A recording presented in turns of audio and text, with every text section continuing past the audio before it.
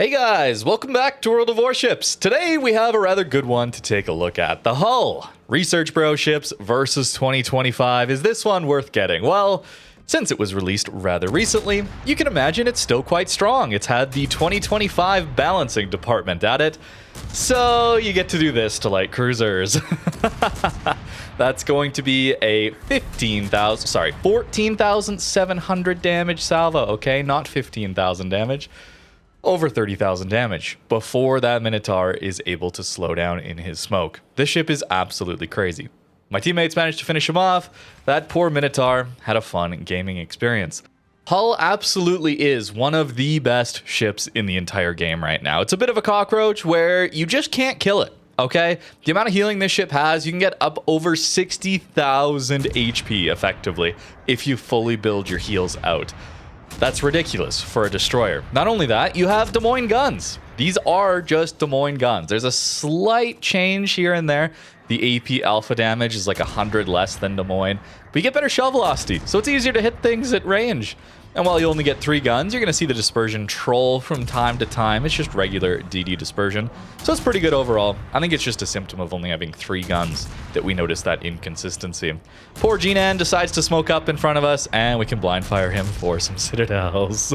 This is one of the most frustrating surface ships to fight in the entire game right now. This ship will not die, its guns are better than yours, and it's probably going to be farming out your entire team. It also has surprisingly decent AA with its defensive fire up. It's still not fun to be focused by carriers, of course, but you get a 6.9 kilometer AA range, and with this D-fire, you can pretty much make sure the carrier doesn't get a second drop. He's always going to get his first drop in. That's how these things are designed.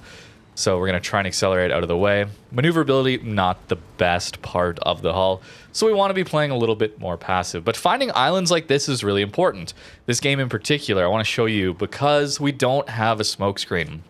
If you're a destroyer player who's very used to playing around your smokes, using them to farm from, this is going to be a bit of a different experience. You need to be finding islands like this one, where your teammates are spotting for you. I mean, I had an amazing Smallland player in this one, by the way. You're about to see him absolutely annihilate these destroyers with me. Very, very useful to have a good DD player on your flank when you're playing a hull.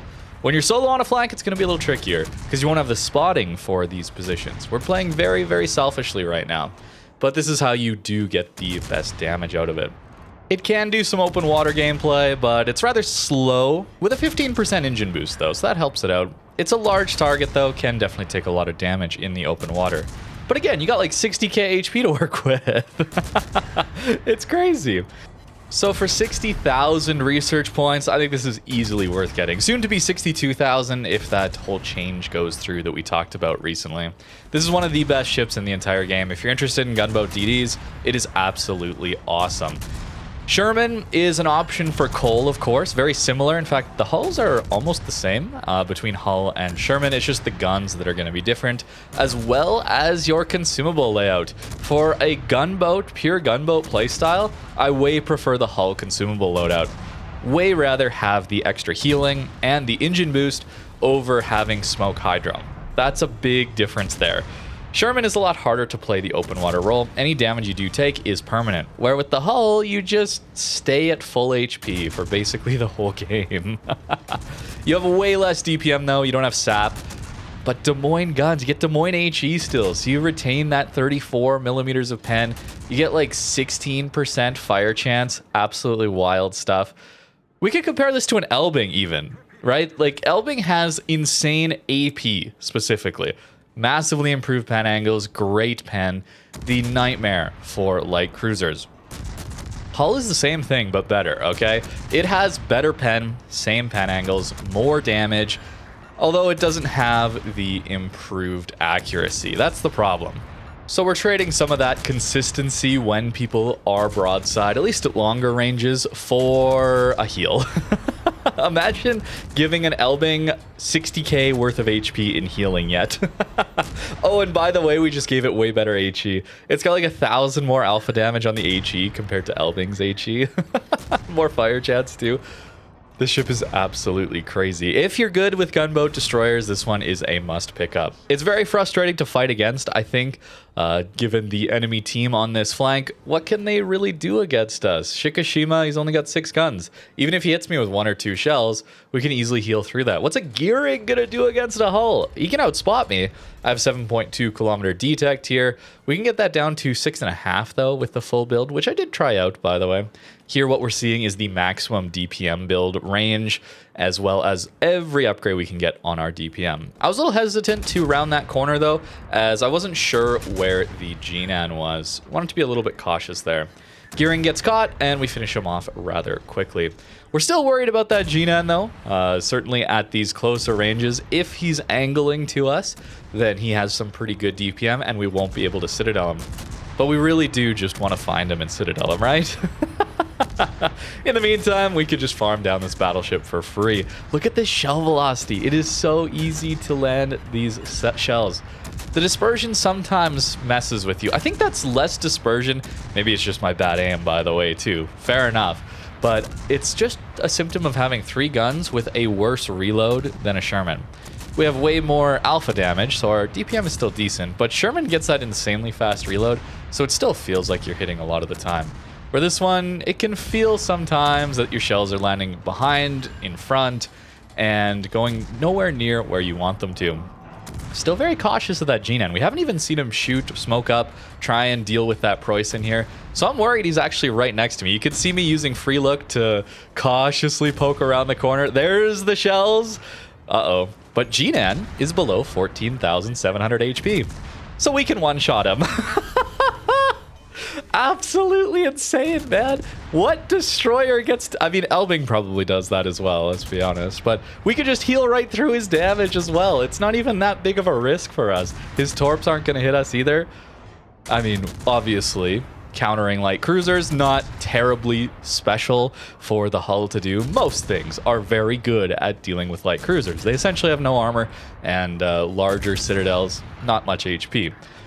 But for a DD to so confidently just steamroll through a flank like this, I gotta mention again our small end this game. Just was chilling out on the flank, spotting everything for me. I would not have been able to farm like this without a small end like that on my team, all right? I played several games with Hull. Most of them did not go this well when I was on my own flank. That was the big problem.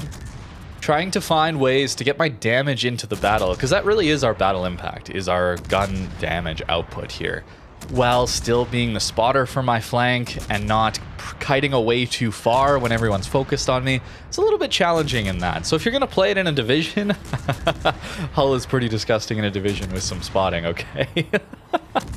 The ship is wild on its own, but in a division it would be absolutely crazy.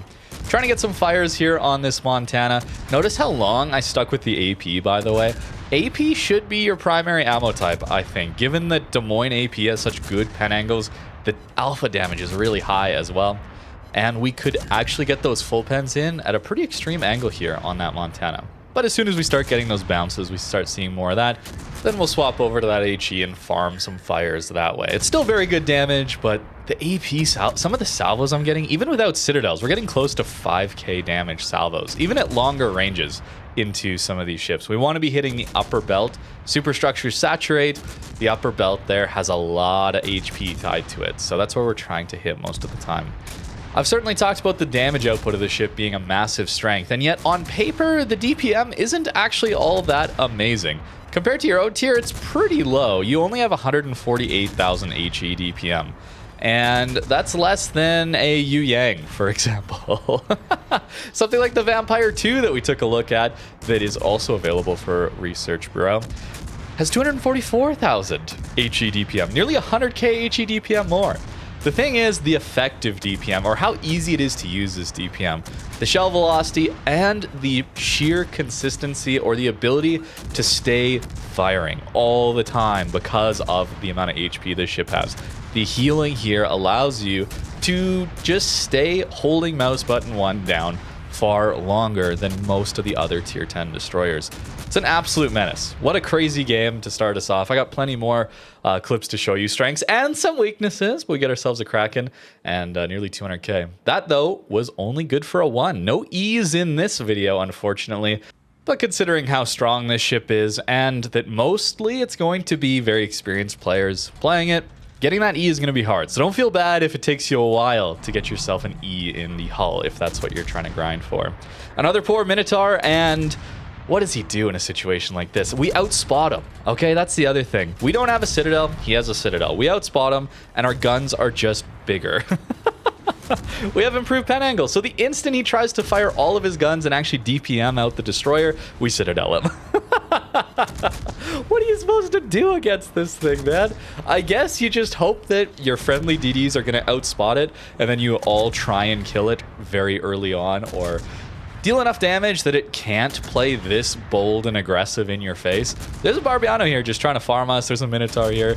Look at the Citadels. This poor guy. He's trying to heal through it, not landing every salvo exactly where I should. My teammates do finish him off, though. I mean, that's a pretty good example of getting lucky with matchmaker and positioning, but still, that's what can happen so often. Weaknesses, though. We got to talk weaknesses, because I've only been praising this ship. It's going to be carriers, of course, even though our AA is decent. The spotting there is going to be a big challenge. We're also lacking a hydro, all right? I mentioned that I prefer not having the hydro if I can get this healing, and this engine boost allows me to open water a lot easier. But when you're in a position like this one, I mean, the game is pretty much over here. I've tried my best in this one. We got 60k spotting, almost 70k plane damage already. Like, it's been a challenge to try and carry this one out. The DD torps come through. You're a bit big and a bit sluggish, so trying to deal with that as well. You're going to lose some games to taking destroyer torpedoes. It's going to happen, all right? If you're going to get this ship, just accept it, all right? And move on. Don't feel too bad about it. That is a weak point of this ship, is eating some of those torpedoes. Still a very decent match. Didn't want to show you all of it, though, because getting harassed by a carrier is not all that entertaining. Maybe it is, actually, for you guys to watch me suffer, but let's not have every video devolve into that, shall we? Let's stay a little bit positive here. DD engagements. Hull versus hull. Who wins this? Well, typically it's going to be the one with more support, or whoever's kiting, right?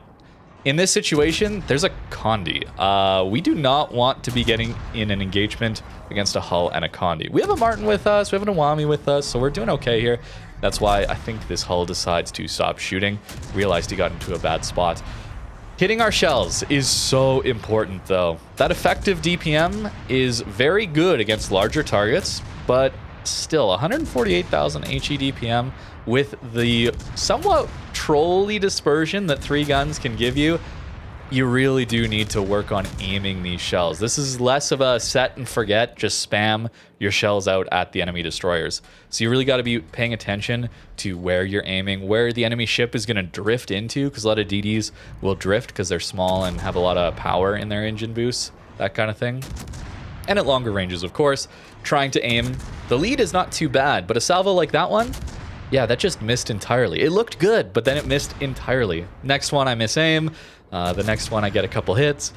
It's hard to hit consistently with this ship, and it's a combination of aim too. All right, definitely my aim could use some work.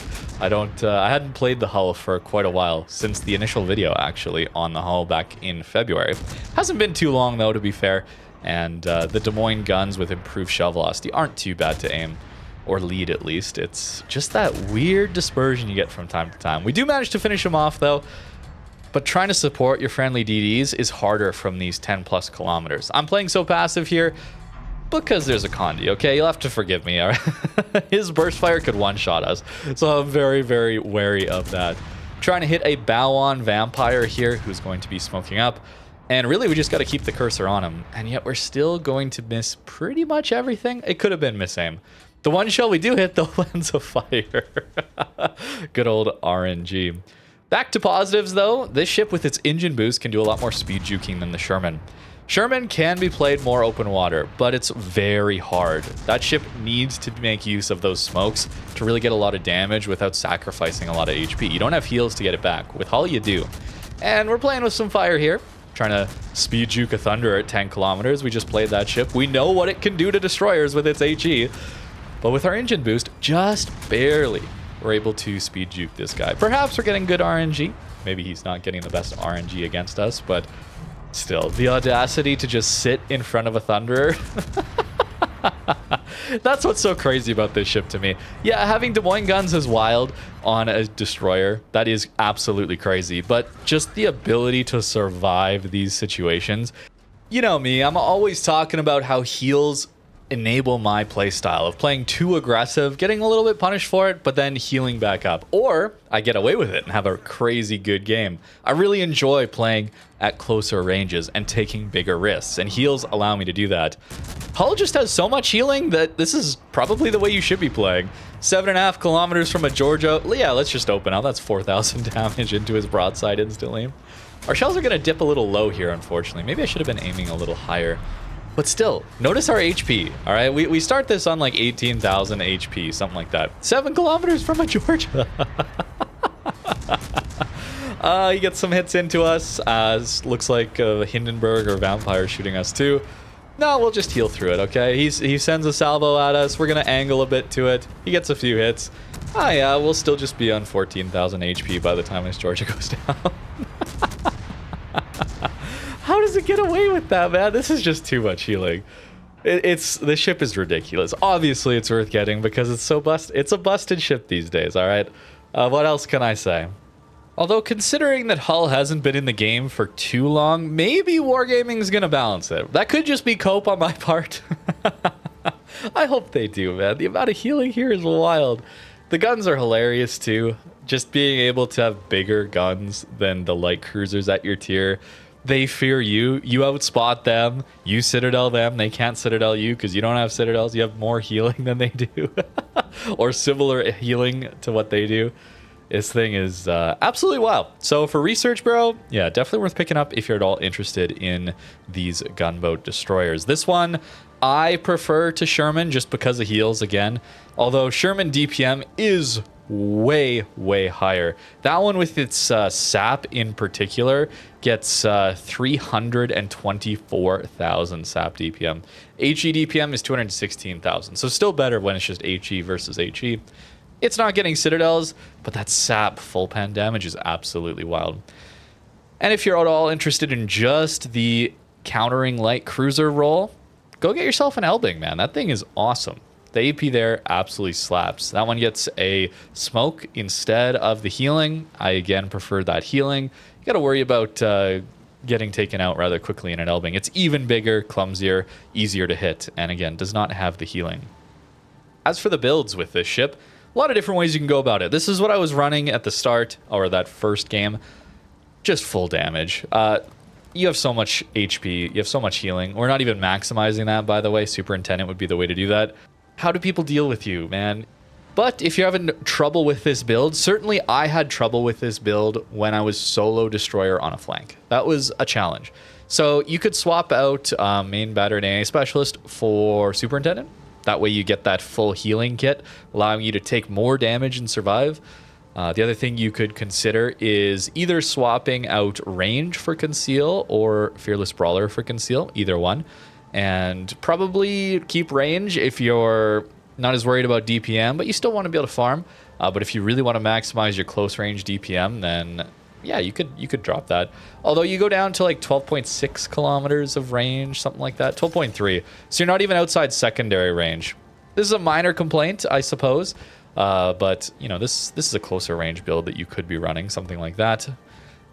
I played against the new experimental ships, Varise, whatever. The Italian insane sap secondary car.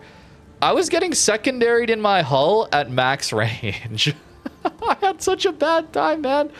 I was at 14-8 trying to farm him, and his secondaries were out damaging me, bro. So as busted as this thing is, yeah. New designs, man. I hope Wargaming reconsiders this whole experimental ship thing.